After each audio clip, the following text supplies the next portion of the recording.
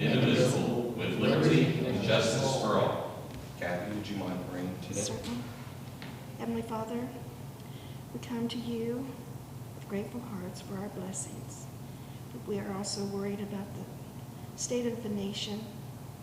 We just pray that you will enter into the hearts of each and every individual affected. Look to you for guidance. And as we ask for guidance, we ask for that as well with our leaders and the leaders of this county. We ask all of this in thy precious name. Amen. Amen. Thank you. You're welcome. Thank you, Mike. Thank you, Kathy. Can we get a motion to approve the minutes of So June the moved. 11th? And I will second. Mr. Crabtree. Aye. Ms. Coleman. Aye. Mr. Davis. Aye. In the matter request for appropriation transfer of funds. Any questions or comments in regards to item 2? Hearing none. Motion to approve. Second. Ms. Coleman. Aye. Mr. Crabtree. Aye. Mr. Davis. Aye. In the matter request for appropriation of funds. Questions or comments in regards to item 3? Hearing none. Motion to approve. I'll second. Mr. Crabtree. Aye. Ms. Coleman. Aye. Mr. Davis. Aye. In the matter of accepting an amended certificate from the Budget Commission. Questions or comments in regards to the amended certificate, item 4? Hearing none. Motion to accept. Second. Ms. Coleman. Aye. Mr. Crabtree. Aye. Mr. Davis. Aye. In the matter of notification from the Ohio Public Defender regarding indigent defense reimbursement. Questions or comments in regards to item 5? Hearing none. Motion to accept. Second. Mr. Crabtree. Aye. Ms. Coleman. Aye. Mr. Davis. Aye. In the matter of communications from the sanitary engineer regarding customer reimbursements. Questions or comments in regards to item 6? Hearing none. Motion to approve. Second. Ms. Coleman. Aye. Mr. Crabtree. Aye. Mr. Davis. Aye. In the matter of communication regarding request to be reappointed to the Adams Board. Questions or comments in regards to item 7? Hearing none. Motion to approve. Second. Mr. Crabtree. Aye. Ms. Coleman.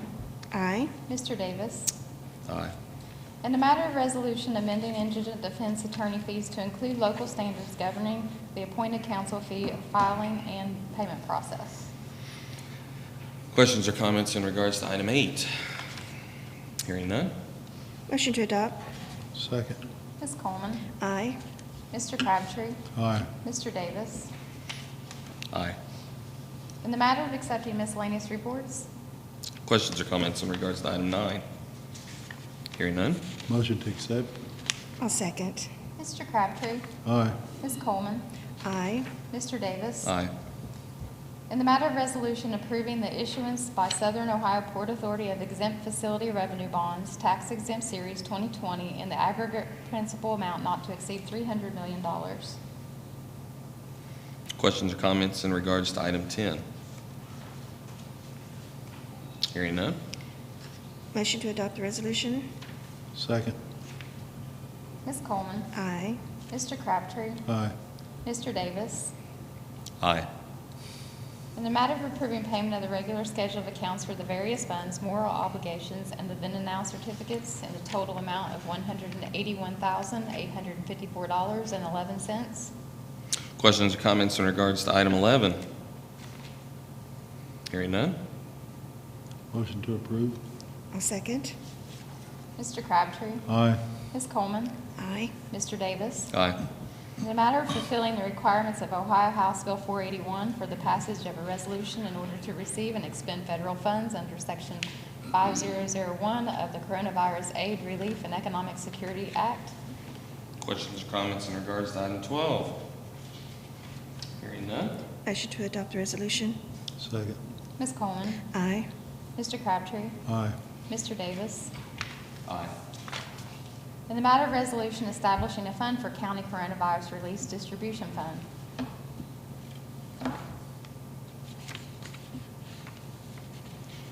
Question. Hold on just a second. What is the difference between these two resolutions? 13 and 14. One is to just distribute the funds for qualifying local governments, and the other one is for, Federal. just for to cover qualified expenses for the county. But one's local and Okay, county. because we're conduit for everybody. Yes. One covers local governments, the other one covers county Yes. only. Okay, Right. all right, Yes. sorry. Questions or comments in regards to item 13? Hearing none? Motion to adopt? I'll second. Mr. Crabtree, Aye. Ms. Coleman, Aye. Mr. Davis. Aye. In the matter of resolution establishing a fund for local coronavirus relief distribution fund. Questions or comments in regards to item 14? Hearing none? Make a motion to adopt the resolution. Second? Ms. Coleman, Aye. Mr. Crabtree, Aye. Mr. Davis. Aye. Okay. Ms. Coleman, would you have anything in addition at this time? I have nothing at this time. Mr. Crabtree? All right. Gentlemen of the press, items on the agenda. Bill? Yeah, items 12, 13, and 14 all cover the same topic. Yes. From the commissioner's standpoint, how effective has the distribution of CARES Act money been from a local perspective? And is the distribution of it proportionate to population, or what is the formula that decides, what side of the county is set to receive from federal funding? We do not know how much it is yet. We sat with our auditor last week and discussed this. Of course, this is from Ohio House Bill 481. It was renamed after there was some changes to that. But once we receive those funds, we will sit down and figure out that formula. We are not there yet to do that. We don't know how much there is, but we definitely want to make sure that it goes to the entities that actually took the greatest hits, no doubt. Will there be enough to cover all of those? We don't know yet, but we will. What entities would those be, and what type of entities? Well, I mean, what was expended by, for instance, EMA or our sheriff's department, or local with the townships. You're talking about a lot of those are township EMTs or squads. There was a lot of monies that were expended otherwise that wouldn't have been otherwise spent if it wasn't for the COVID-19 or pandemic. So once those monies are received, the auditor requests, we sit down and we start talking about that again and figure out the best way to distribute those funds. We don't even know how much at this point, so this is pretty fresh, but this is the formality. We had to set up the system. This was something that was asked of us to do. In other words, you have to set up the fund for the money to go into, the bucket for the money to go into, and then the resolution to say it's okay for us to be that agent, basically, to distribute those funds. Okay, thank you. Then also item number 10, I know we covered that front page story last week, but if you could please explain exactly what an exempt facility revenue bond is. Okay. And Mr. Horton's here also. I know Yes. He wasn't really present the last time we discussed it or anything. That's why he's here. Right, thank you. Yes. How important it is. Mr. Horton, come on over. Come on over. You got the mic, buddy. And this has been a long time coming. One thing I do want to stress, because there were some people asking about this, this does not put the county or the Port Authority on the hook for these dollars. That was something that we were very adamant about, something that we stressed as a result, and we'll go where angels dare to trod. Of course, we know how big of a debacle the Shelton Industries issue was years ago, and the county is still paying for that, and we can't ever allow that to happen again, what happened back in the 90s. So, Robert, go ahead. Talk to us about the bonding and how that all works with SOPA and basically what's happened today. Right.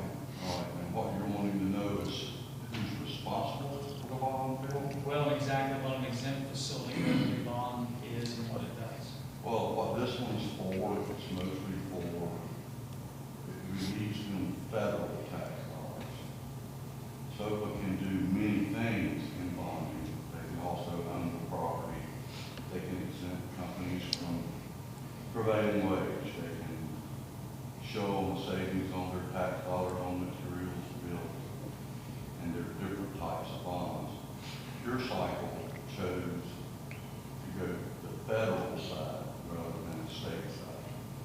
they saw bigger savings with the federal dollars. But that's what it does. The way it's set up with SOPA's exempt from any liability. Anything falls in there, the county's exempt.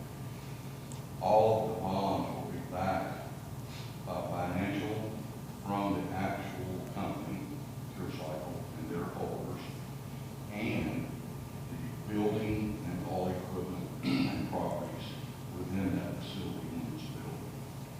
So what they'll do, if they default on those bonds, the bonding company will go take the property, they'll try to resell it or rent it or whatever, and gain it back. But no municipalities are liable for it at all. And that's even the Port Authority with Lawrence County, but that was a joint agreement that we do the bonding. They have the Port Authority, but that was part of them working, the two counties working together. So SOPA's just more or less a pass-through. They're the agent. They're the bonding agent. Yeah, we're able to bond, correct. Yeah, and that way we're able to do it in that manner. SOPA has powers, the Port Authority, not just SOPA, any Port Authority in the state. They were created for that very reason, to encourage development. I mean, you can have a Port Authority, you got inland Port Authorities now, and they took it a step further. When the first Port Authorities, they were on rivers, they were real ports. And when they saw the advantages of these ports and said, hey, we need to do this for the rest of the state. Columbus can have a port authority. I think they do. Mm-hmm. Jackson County's got a port authority. Yeah. They have no rivers. But they did it so that they could use that power that's created by the state or Ohio Revised Code Mm-hmm. so that you can encourage that development. So, all right, I got you. Yeah. Anything else? And this is a process that literally started back in 2017. I mean, it has been going on this long. And I think it's something else to really show the amount of time it takes for companies that once they announce they're wanting to do something, to build.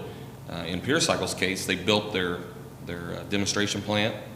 It's there right now. You can see it during this time. It was all part of the plan. Demonstration, you demonstrate the technology, and then you start getting the support from investors to build out the commercial part. And that's where we are today. And that plant will be used as research and development once the Right. plant is built. Yeah, so if you drive by that facility, the former Dow facility, what I call the left-hand side of the facility, you have Amsty on one side, you have, which is on Scioto County side, you have the PureCycle building on the left side, which is on the Lawrence County side.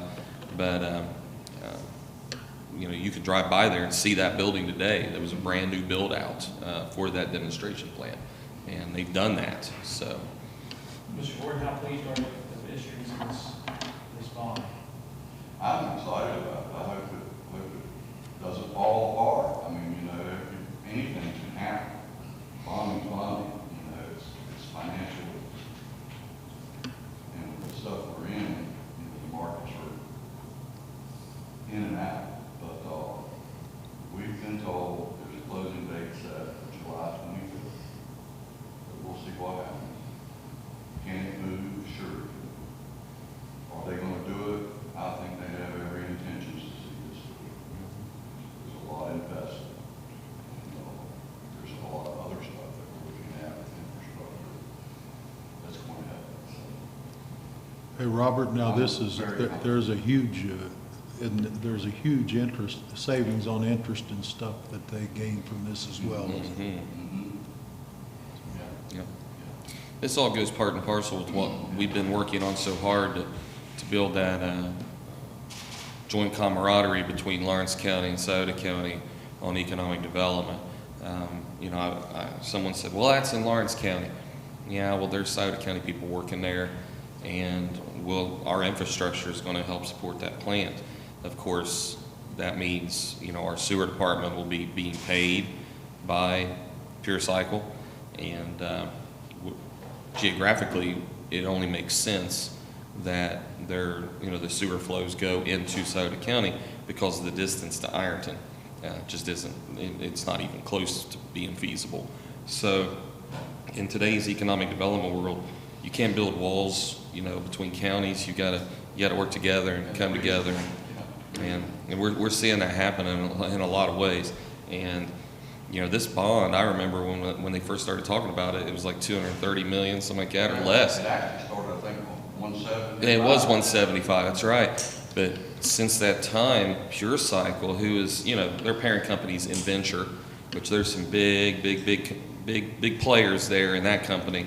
Their technology is what they're looking at goes beyond the PET recycling. They're looking for a campus. They're looking to expand even further in the future, and that's something that Scioto County Economic Development has to keep in their minds, and I know they do, is to prepare for that and have ourselves ready. So whenever they say we're looking for a site to really build out, and instead of talking about 100 jobs, you're talking about 300 jobs, you're talking about 600 jobs, you're talking about, I said this once before, it's like the Procter & Gamble of the East, east of Cincinnati. That's the kind of thing that we're looking at 10, 15, 20 years down the road. That's what we'd like to see. So we have to have that availability, and the land is there. The land is there, the possibilities are there. Logistics are just phenomenal They are. in that whole area. There are. And this is an area that was created over 25 years ago. Mm-hmm. Yeah. But for some reason, it's just been there. Yeah. And infrastructure's never been completed, and we're finally getting that. Yeah. A lot of studies, a lot of talk, but never firm plans and Never took it. turning the dirt. Right, Yeah. right. And now that's I happening. mean, little tiny things have been done, but it's starting to happen. The state realizes the potential of that corridor. It's huge. It will draw big industry. There's not a lot of places in Southern Ohio that can do that. Scioto, Ohio says that the north southern side alone, and that's just one side within the corridor, is the premier site of the entire state. Think about that.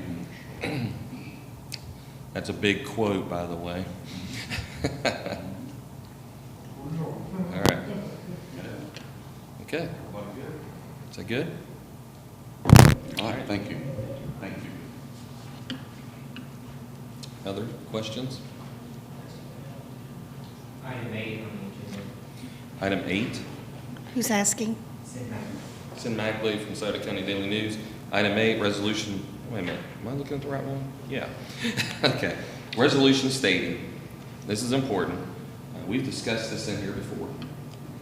One of the things we're trying to do is eliminate on the indigent defense the rejected amounts.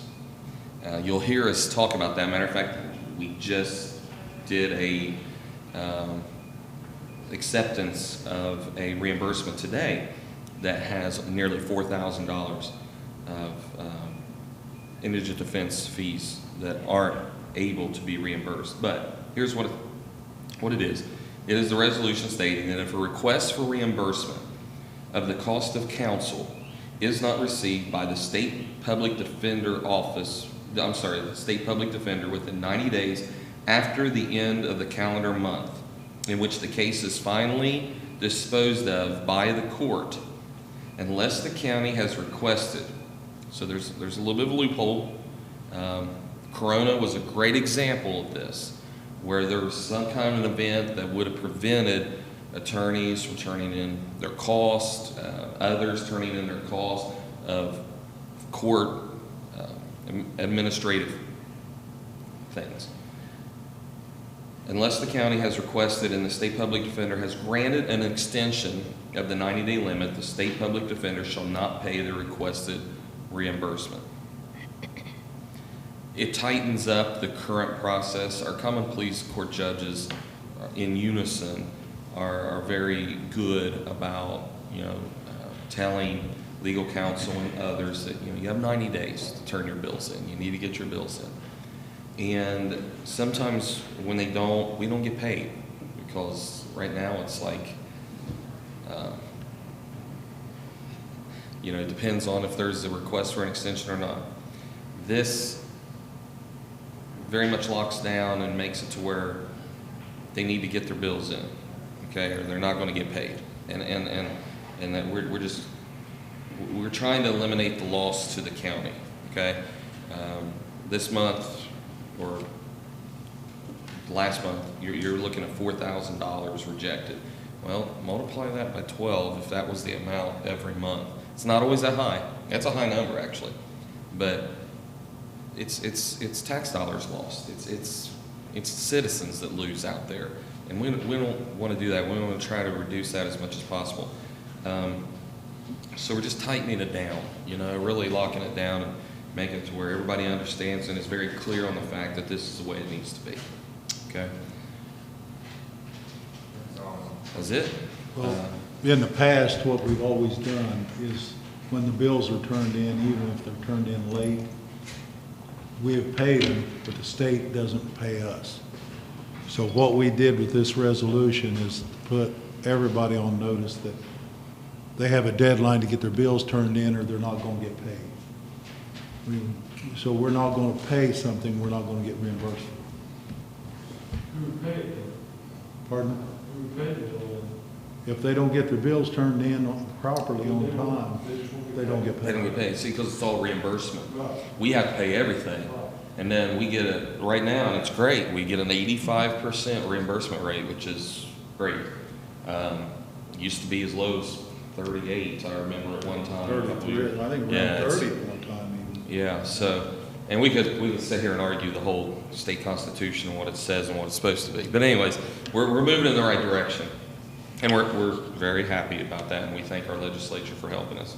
But it's something that, yeah, we definitely need to just tighten it. We talked about this really for about a year now, and we talked to the prosecutor, I talked to the common pleas judges.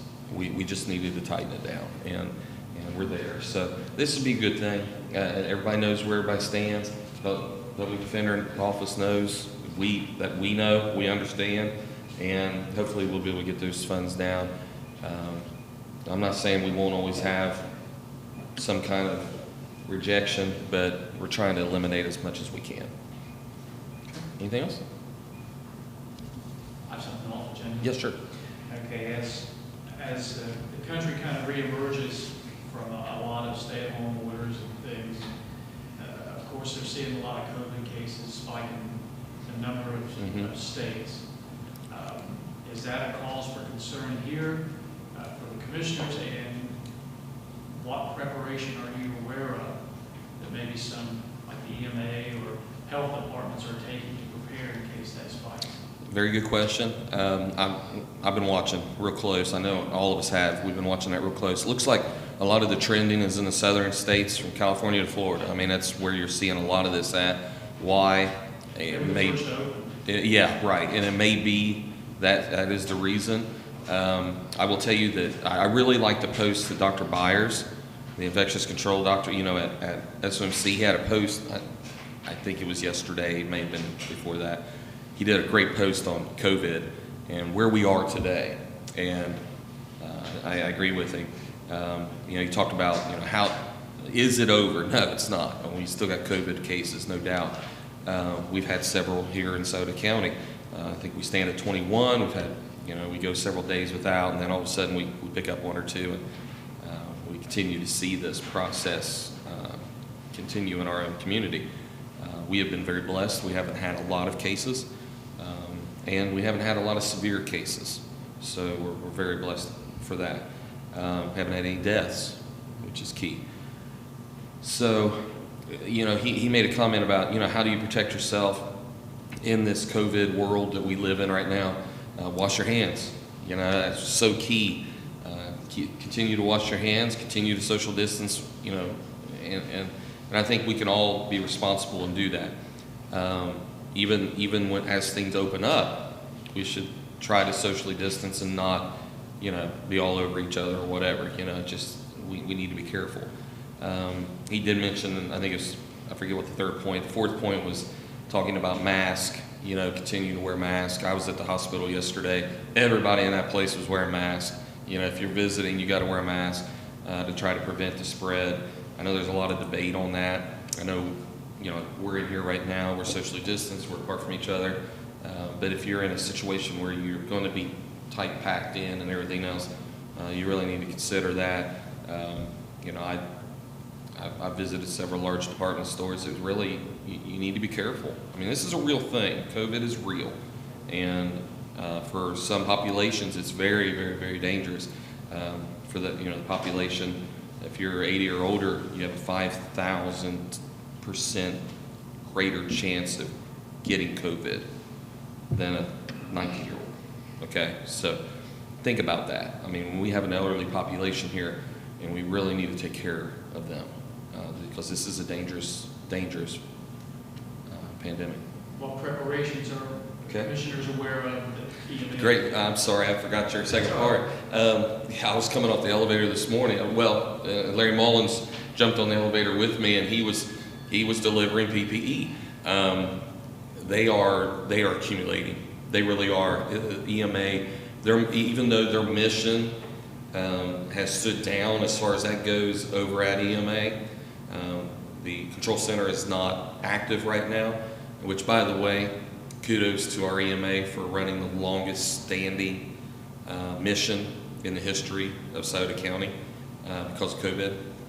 They really deserve a lot of credit for doing that. Longer than the water shortage, longer than flooding, longer, all those things. They did it, and they did a wonderful job. But they are accumulating PPE like crazy. It's coming in, we're stockpiling, and God forbid it comes back in a heavy way in the fall, or we see a great outbreak here, God forbid, but we are getting ready for that, just in case. So the fire departments and others haven't stopped their preparations. It's just not as forefront as what we would have thought in the past. There was no PPE. That was the problem. But now that there seems to be more and more coming, they're stockpiling. There you go. That's right. Yes, and that's what EMA does all the time. We never dreamt that there would be a pandemic like this. It wasn't on the threat assessment. It was down near the bottom, if I recall correctly, when this hit. So, all right. That's all. Is that it? Anyone else? Frank R. Thompson, do you think there's a COVID shame against the president's upcoming rally? COVID shame. I don't know. I don't know what that is. I'm not really sure. It's all up there. Sorry. Yeah, I'm not really sure. I'm not exactly sure how to answer that question. Okay. Anything else? All right. Motion to adjourn? So moved. And I'll second. Mr. Crabtree. Aye. Ms. Coleman. Aye. Mr. Davis. Aye.